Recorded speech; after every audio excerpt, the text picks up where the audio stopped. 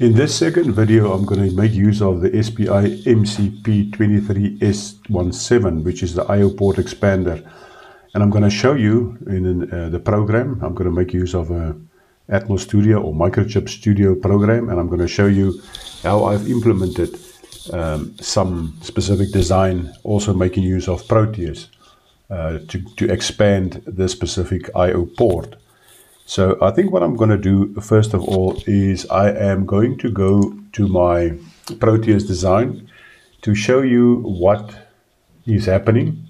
So you will see what I'm going to do, or what I am going to do in the program. I'm going to make port A to be an output. There are resistances connected to LEDs here and a bar LED at this specific position.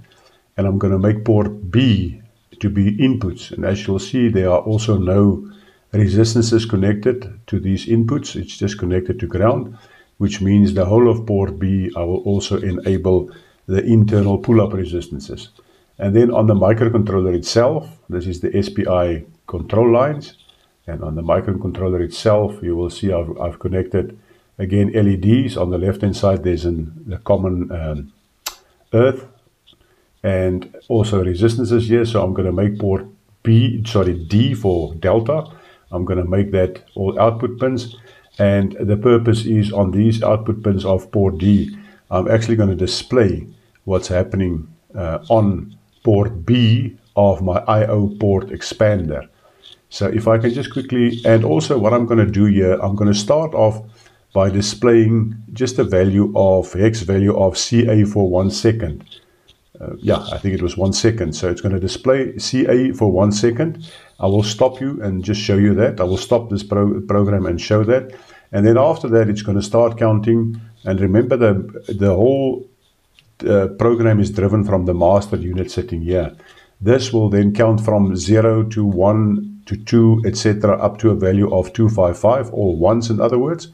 And it's just going to be a counter. So the microcontroller will be a counter, basically sending data through, and it will display that count on the output pins of port A here, and what happens on port B will be displayed on port D of the microcontroller.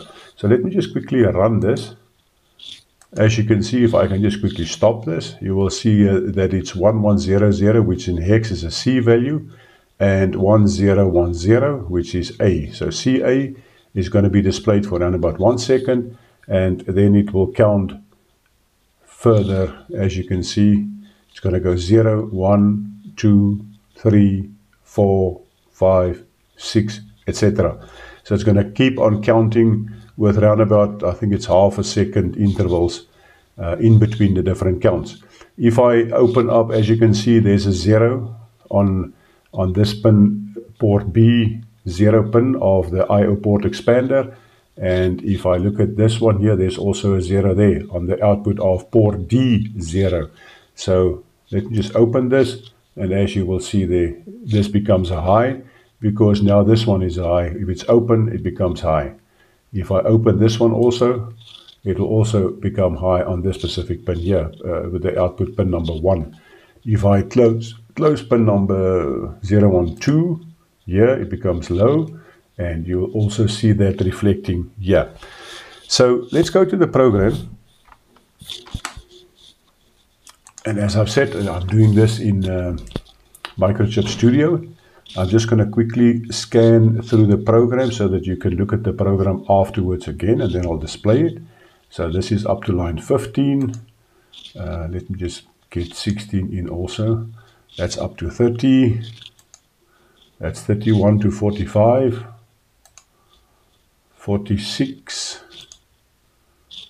Down to 60. I just want to get in line number 61. Up to 75. 76 to 90. And that is, well, let's rather do this. Up to 90. And yeah, well, basically from line 90 to 100 is where the, well, just after that is the while one loop. So this is what the program looks like. So let me go to, I want to go to the, here's the straight, this is what we normally make use of. I'm making use of a 16 megahertz crystal because I also implement this on the Arduino, but just using the hardware of the Arduino. This is why I make use of 16 megahertz. Then basically the slave ID, as we've seen in the first video, will always start with 00. So this has been, 40. It's always a 4. And the 0, of course, depending, but as you will see, this is just defined. So that's the slave ID.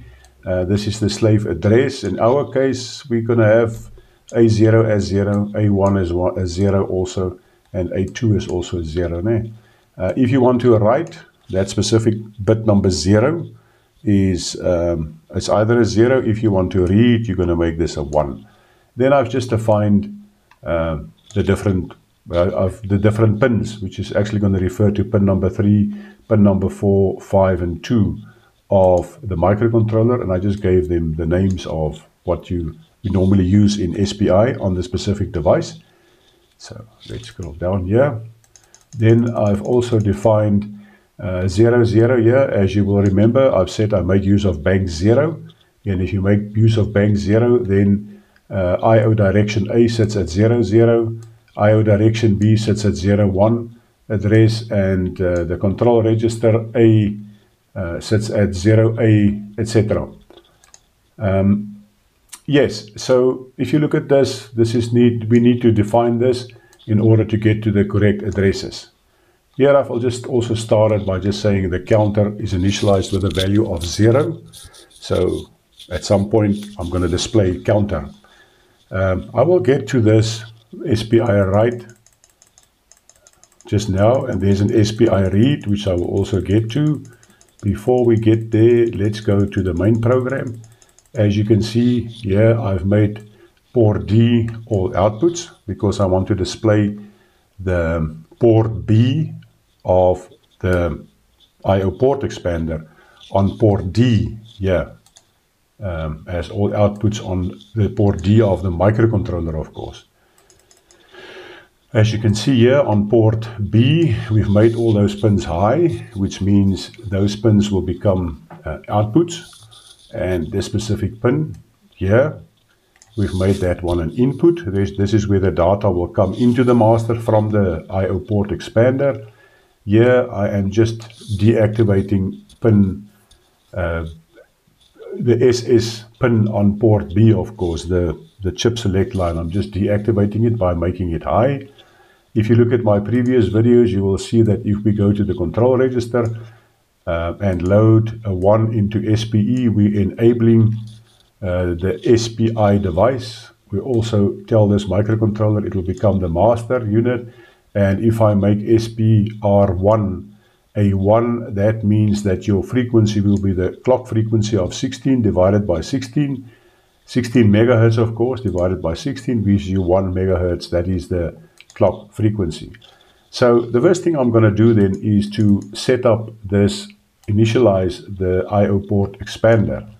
So let's go now to this SPI write, and as you can see here, IOCON A, you know already that IOCON A, we have made that, I'm not 100% sure, it is possible to make use of, let me just try and do that, and use of IOCON, because yeah, it's already telling me there's no IOCON register by getting, because in the data sheet, as you've seen in the slide, video number 1, it shows IOCON. So it seems to me it actually wants IOCON A, then it's happy.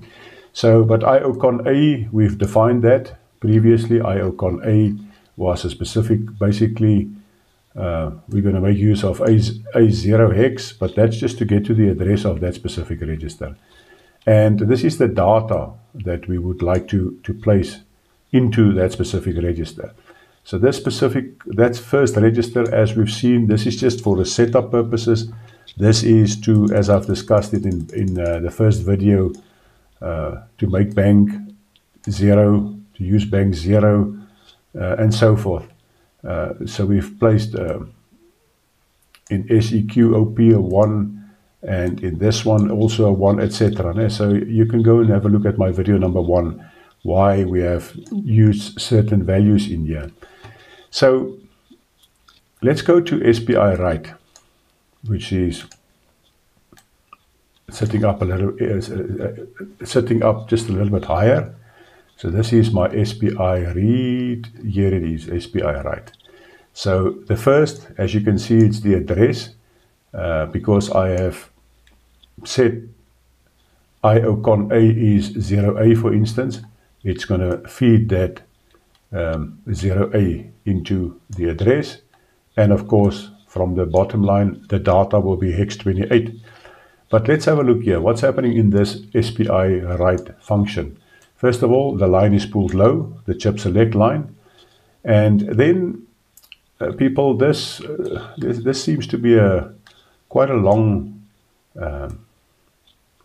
command or a long statement that we've got here. But to be quite honest, I could have just used this, what you see there, what I'm highlighting there.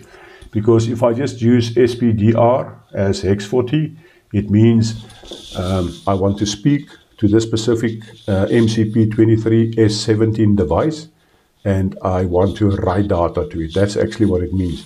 The reason why we've got this long line here is just because if there are more than one device connected, this will actually work quite nicely for more than one device. So it is possible that in our case the SPI slave address is 000, but maybe there's another one. Maybe we connected another one 001 or 010, etc. And then we can change this SPI slave address to be 0 or 1 or whatever. But as I've said, this would have also done, would have sufficed. There's nothing wrong with just putting in this one here. But if you can go up and just substitute numbers in there and see that it's also going to get to this value. Good, so it will actually send out to my one with the address 00. It will just send out, and it will say to it, send out some data. This is the data that will be sent out, and it will just actually say to it, it wants to write something to it. Here, as we've seen before, we're just waiting for the interrupt flag to go high. And as soon as it goes high, we will go and then place that address, which is the IOCON, in this, and that specific, the first instance, it will be the IOCON address.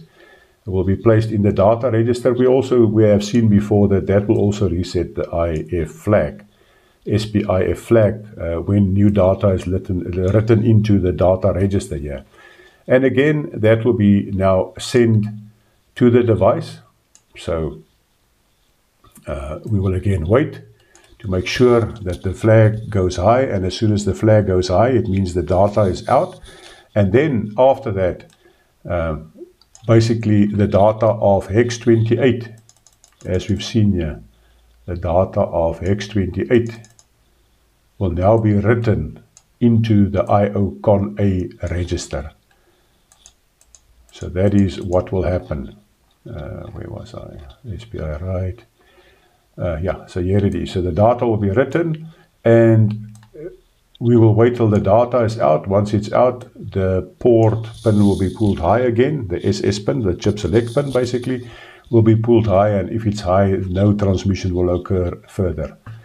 So this is the function that will actually send each and every time it will select the MCP23S17, it will select the device, and then it will actually go to the register, and then it will basically write data into that register. So this is the process. Although it looks like it's only 2 arguments, it is 2 arguments, but because we've only got one device that we're writing to, it's only 2 arguments. If we had more than one device that we have written, that we will be writing to, there's going to be actually 3 arguments. So just make sure about that one.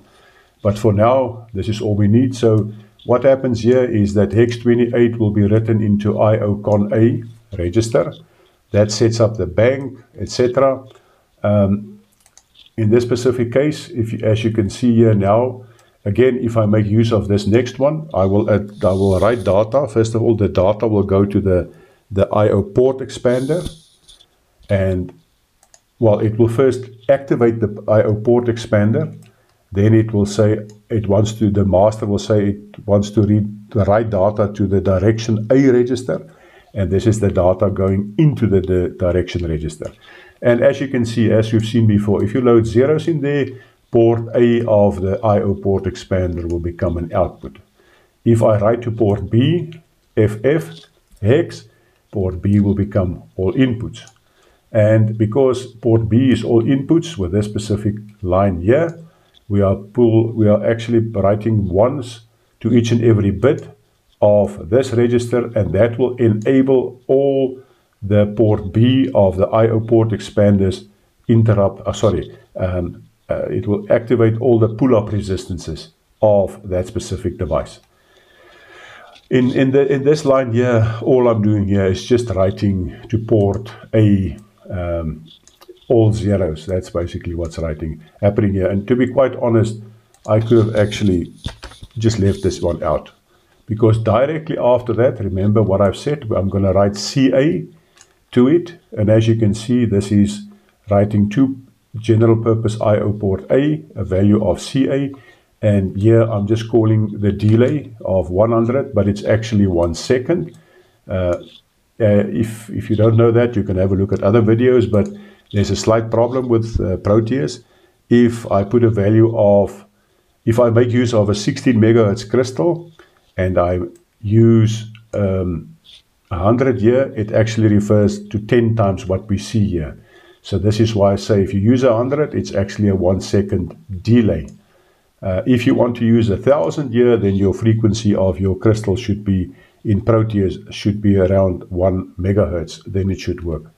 But for now, just remember 100 is actually going to give me physically on the screen a 1 second delay, not in real hardware. But in any case, so now we know it will write CA to port A for 1 second. Then we go to this, then this is the while one loop, this section here. So let's have a look at what we have. As you can see, I could have maybe in this case first, I could have written the counter and then read the port B, but it doesn't really matter which way we do it around. So what I do here, I'm saying I've got a variable here by the name of inspect. And if I've got that inspect variable, SPI read, and SPI read says I want to read the value of port B. This is what I want to read. So let's go and look at SPI read. SPI read function is this specific one here. And now we know that we want to actually read port B. So again, we activate the pin to activate the device, the I/O port expander. As you can see here, the only difference between what we have here and previously is this last section, which is an SPI slave read, which is a 1. Remember, if I want to read something, there must be a 1 in that least significant bit of that 8 bits, the first 8 bits. So, but as I've said here, you could have only said hex 41. That would tell this device, listen, we want to read data from you. So it again will be transmitted until the SPI flag goes high. If it goes high, we'll go to this one here, and it will then send the register address, which is in this case, it says, as you can see here, we are sending the address of general purpose I/O port B. So we're actually telling that device, the I/O port expander, we are telling this device that we want to read the data from port B. So here it is sent. So it tells the device. This one activates the device. This one here tells the device we want to read port B. And as soon as all this data is out, it means that the flag will go high and we will then jump to this line. Now, just remember what I've said in previous videos also. The moment that we read something from any SPI device, After this was sent, the clock pulse stops. So now the I/O port expander knows that it needs to send data to the master. And it knows that the data that must go to the master is from port B. So the only way, because there's no clock pulse after I get to this point, there's no clock pulse. So now the master sends just dummy data out. It's only to create a clock pulse. And if the clock pulse is created, the slave will then send the data in port B to the master, and the master will accept the data in the data register of the master. So as soon as this has gone out, that means all the clock pulses is out, but at the same time, there's also data being received. And this is why if we basically pull this line high again, the chip select line, it is fine because I don't want to work any or do any further communication. But as I've said, because of this dummy that was sent, the clock pulse ensured that the data from the I/O port expander port B is now transferred to the master data register. So this is now returned into into inspect, and inspect is then transferred or copied into port D of the master device. SPI write, we've seen what SPI write does. We will just, whatever counter is starting to be a value of 0, that will be written to port A, and when it comes around again, here counter is incremented. As I've said, this will actually give a 500 milliseconds delay. So it will send out counter. The first time it's going to be 0. It's going to wait for half a second, and then it's going to increment, etc. This section here will actually read what's happening on port D and display it, on port B of the I/O port expander, and display it on port D of the master microcontroller. So this is basically, this is the program, this is how it works. If I can again just go to this device of mine, now you can see if I stop and if I start, as you can see, it's going to start CA, and then after that 0, 1, 2, etc. It's going to do the counting. Any value that I change around here, that bit, let's say the most significant bit is a high, which is that one there. If I close it, you'll see it's going to go to a low. So yes, communication from the master to the slave device, pushing data out on port A, which is an output, reading data in on port B, which is an input, and as you can see here, it is hardware wired, making this address of this specific device 000. And it is possible in parallel to connect 7 more if you really want to do that. That is it for this specific video. Hope you enjoy it. Hope you can really make use of this capability of SPI I/O port expander. Thank you.